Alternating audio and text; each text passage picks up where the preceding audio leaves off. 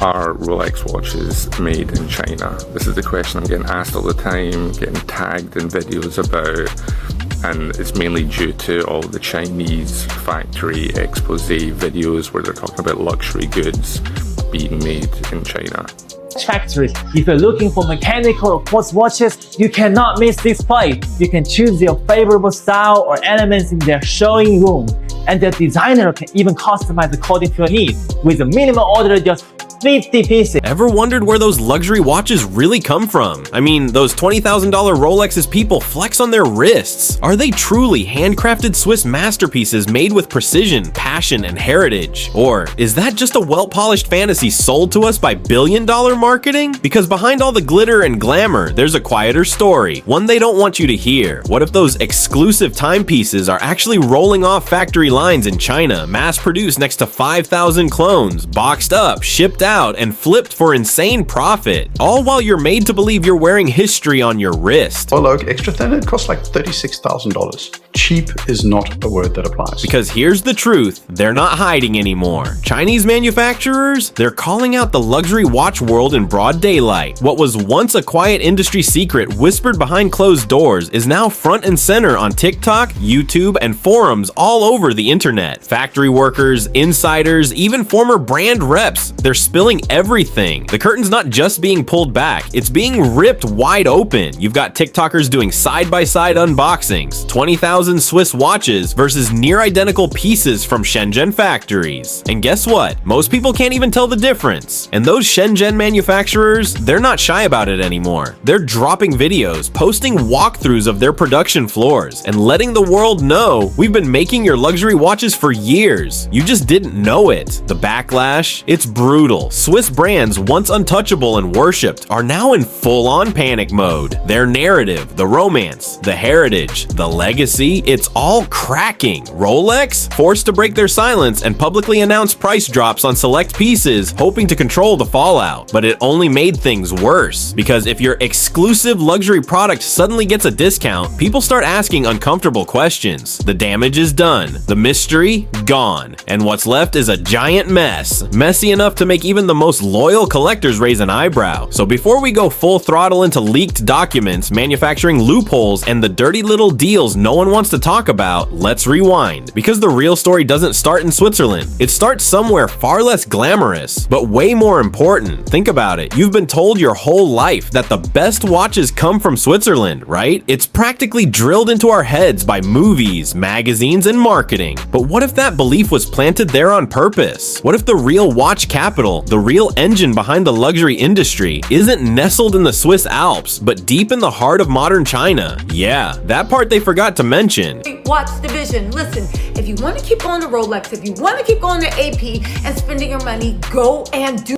You know that classic image of snowy mountains, skilled old craftsmen, magnifying glasses, carefully crafting each Rolex by hand. Looks cute, right? But let's be real, it's a fairy tale, a perfect little story they've sold us, one that's been polished and marketed until it's all we believe. But here's the truth. Welcome to Shenzhen, China, the actual watch capital of the world. No joke. Away from the ugly truth.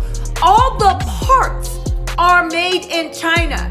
Over 95% of all watches on this planet made in China, and a huge chunk of those rolled out of factories in Shenzhen alone, the same city that's quietly churning out luxury timepieces, while the Swiss continue to pat themselves on the back, pretending their heritage is the only thing keeping the industry ticking. But that's all just smoke and mirrors. The reality, Shenzhen is where the magic happens, and where the future of luxury watches is being built right now. Most Swiss watches are actually made in China, and the reason that replicas often look just as good as the original is that they are made in the same factory. Let me explain what the Swiss companies do to kind of squeeze you out of money. So when you think Swiss made, you're imagining this bespoke factory in Switzerland with mountains in the background, with artisans working really hard to make exquisite timepieces.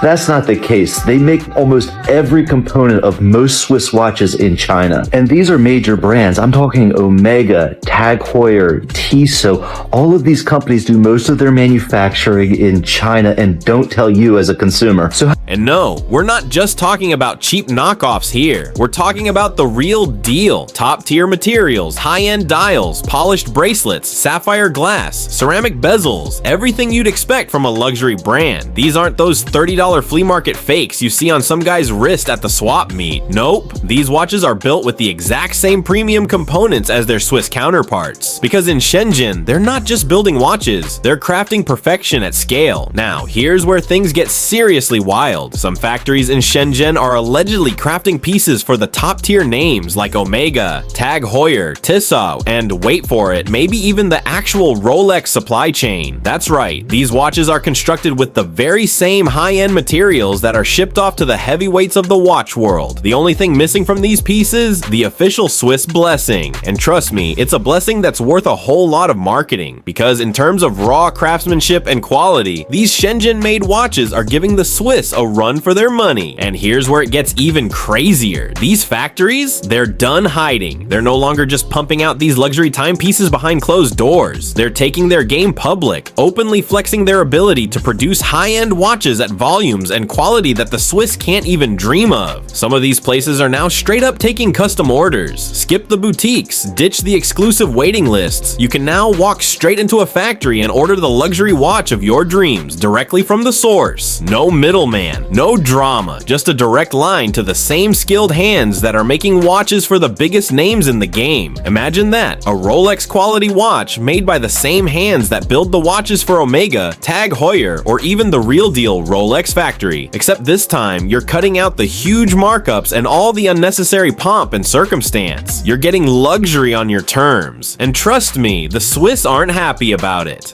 Why? The watch is a fake. What's fake about it? According to the serial number, Alright, here's where it gets even more interesting. You've probably been asking yourself, if your luxury watch is mostly built in China, then why the heck does it still say Swiss made? Well, buckle up because I'm about to blow your mind. That little Swiss made label, oh, it's one of the craftiest loopholes in the entire fashion industry. You know the one, the cute little stamp on the dial that screams elite taste, class, and old money vibes. Well, let me tell you, it doesn't mean what you think it means, not even close.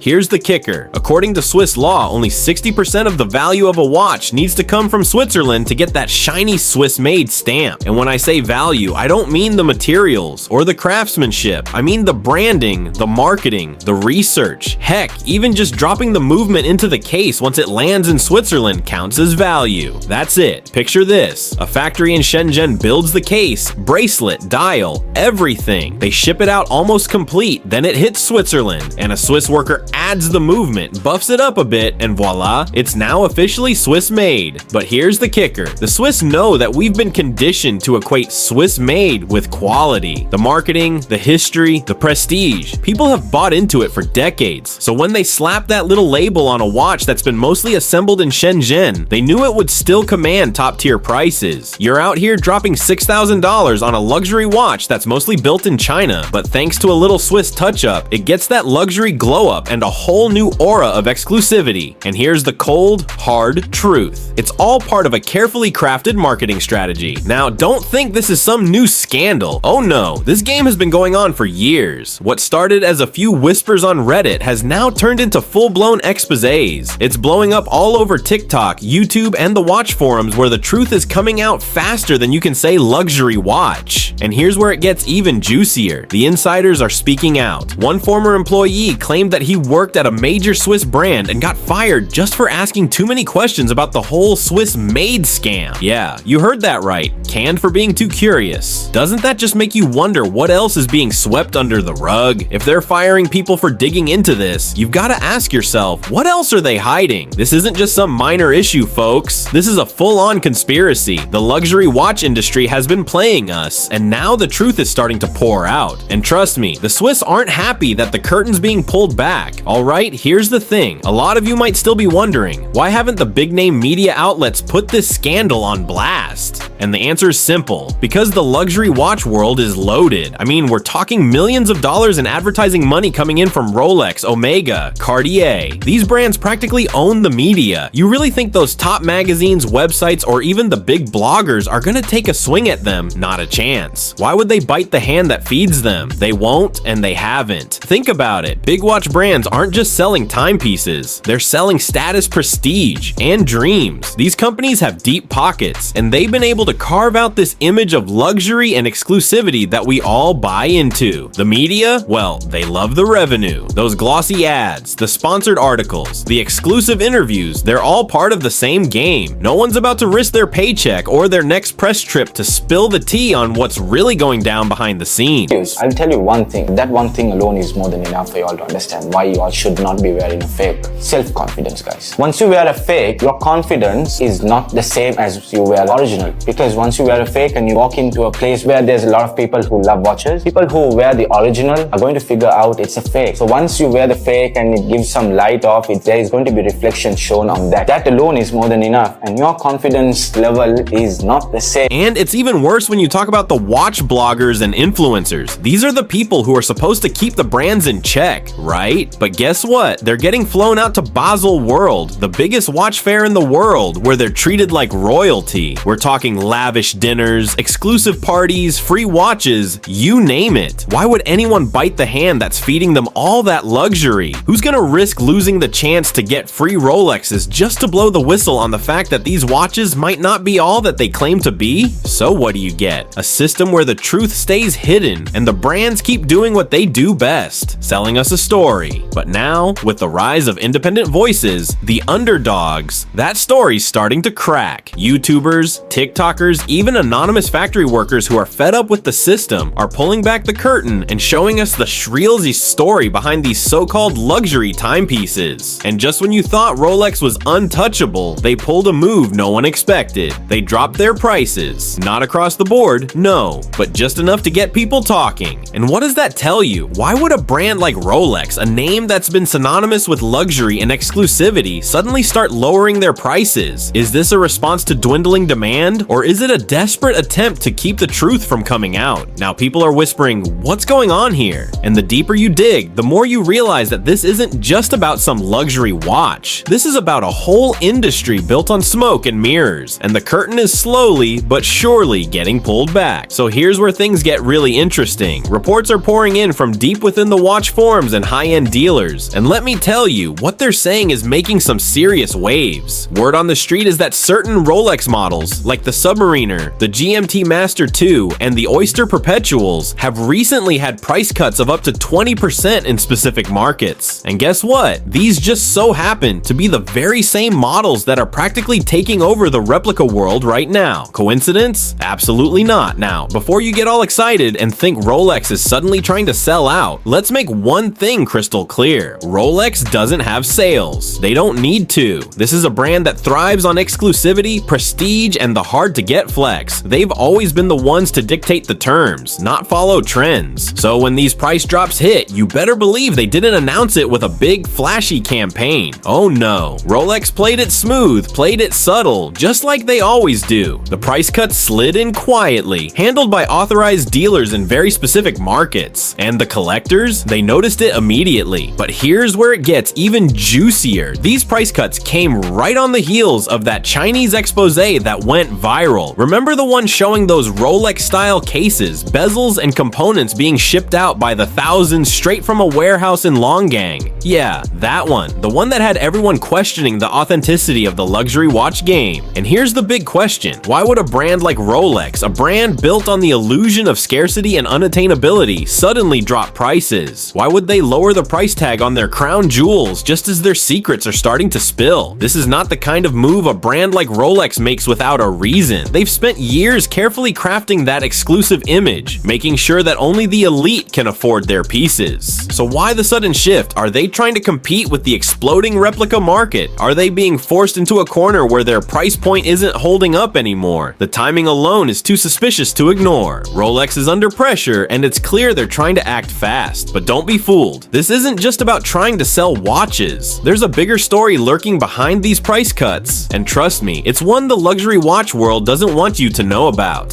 So let's talk about this price cut drama, shall we? The fact that Rolex decided to quietly slash prices right when their supply chain mess went public is no coincidence. Luxury fans are freaking out, and it's clear why. The whole appeal of high-end fashion has always depended on one thing: mystery. It's the allure of the unattainable, that sense of exclusivity that makes you want something even more. But now that mystery has been totally exposed. The secret's out, and it's not pretty. People aren't playing by the rules anymore. They're skipping the middlemen and diving straight into underground circles, private Telegram chats, WeChat groups, and secret WhatsApp convos. Full-on factories are now dealing directly with the public, offering custom luxury builds at a fraction of the price you'd pay in a retail store. Here's the kicker: they don't even call them replicas anymore. Nah, the whole game has leveled up. Now it's all about factory B-grade homage, same line release, parallel build, or unbranded OEM, original equipment manufacturer. What does that mean? Basically, the factory built it, but they legally can't say it was made for Rolex. It's like the DH Gate version of high-end watches, but far more refined. And here's the wild part: a whistleblower came forward, claiming some Chinese suppliers are getting leftover materials from genuine Rolex production. Instead of tossing those extras, they finish the job and sell them off quietly. These aren't your run-of-the-mill knockoffs. They're essentially the real deal, just missing that Rolex seal of approval. Now, let's talk money. When it comes to luxury watches, particularly those under major brands like Swatch Group, Richemont, and LVMH, profit margins usually hover around 10% to 20%. That's decent, but it's nothing compared to the big hitters. Apple is raking in 32% margins, Microsoft is sitting pretty with 38%, and Novo Nordisk, the company behind the Ompic, is pulling in a solid 39%. So yeah, that $15,000 Rolex, it's starting to look less impressive when you realize how much of a markup they're working with. But don't go feeling bad for Rolex just yet. They're still making bank, and I'm talking about some serious cash. Let's break it down. The world of luxury watches, particularly those iconic names like Rolex, is full of mystery. It's a world that thrives on exclusivity, on making you believe that you're paying for more than just a timepiece. You're paying for heritage, craftsmanship, and prestige, right? But what if I told you that beneath all that glitz and glamour, there's a whole lot more going on behind the scenes than meets the eye?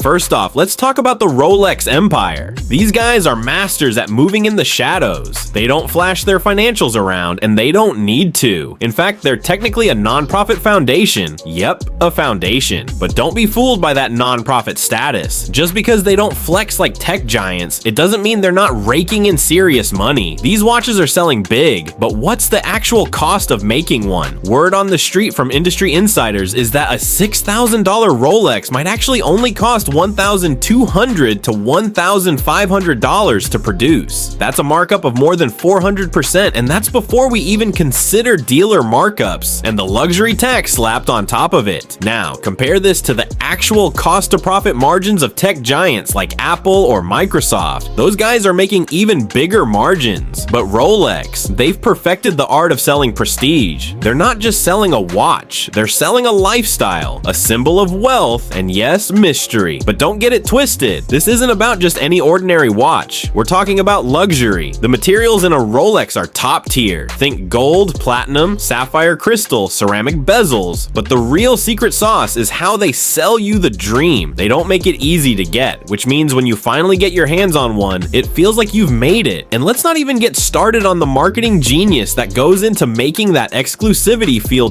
real. But here's where things get murky. When you think about it, the whole Swiss-made thing doesn't hold up as strongly as it once did. Sure, they're still putting the final touches on in Switzerland, but most of the time, a huge chunk of the work is done elsewhere. A lot of the Rolex parts you think are handcrafted in those picturesque Swiss villages, well, some of them, bracelets, dials, cases, are actually manufactured in China. The movement, sometimes it's a cheap $5 quartz piece thrown in at the last minute. You've been paying for Swiss branding, not always Swiss craftsmanship. Now, you might be asking, why haven't we heard more about this? Why haven't the mainstream media blown the lid off? off? Well, it's simple. The luxury watch world is big money, and big magazines, they're getting millions in ad revenue from brands like Rolex, Omega, and Cartier. You think they're gonna turn on their cash cows? Not a chance. The watch influencers and bloggers, they're flying first class to Baselworld, getting free watches, treated like royalty. Nobody's biting the hand that feeds them. So who's left to tell the truth? The underdogs, the YouTubers, TikTokers, and anonymous factory workers who are tired of staying quiet. These are the ones who are pulling back the curtain, showing you what's really going down behind the closed doors of luxury watchmaking. And just when it seemed like Rolex was untouchable, something shocking happened. They did something that no one saw coming. They dropped their prices. Not across the board, of course, but select models like the Submariner, the GMT Master 2, and the Oyster Perpetual saw price cuts of up to 20%. Coincidence? I think not. These are the same models that are wildly popular in the replica world. Is this a sign of panic or just clever marketing? Either way, it's raising some serious eyebrows in the luxury community. What's even more suspicious? These price cuts came right after that viral expose